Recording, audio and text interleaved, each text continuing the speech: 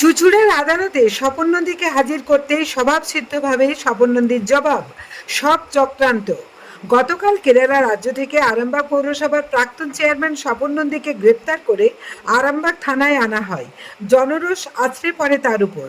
আজ আরামবাগ থানা থেকে স্বপন নন্দীকে চুঁচুড়া আদালতে হাজির করানোর জন্য নিয়ে যাওয়া হয়।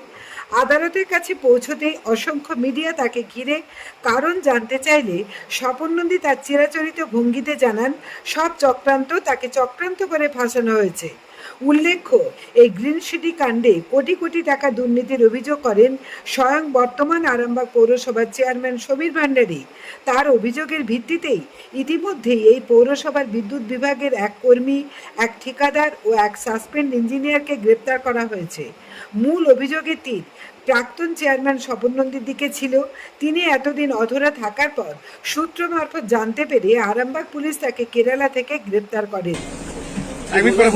দাদা কি বলবেন, আপনার বিরুদ্ধে ওটা অভিযোগ সত্য?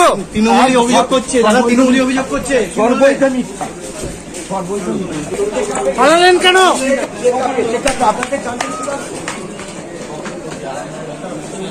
আপনার উজ্জ্বল ভবিষ্যতের একমাত্র দিশারি জ্যোতিষ জগতে অদ্বিতীয় ডক্টর অঞ্জন শাস্ত্রী। দেখুন জ্যোতিষ অঙ্গনে অঞ্জন প্রতি রবিবার ঠিক রাত 12টায় শুধুমাত্র TV9 বাংলায়।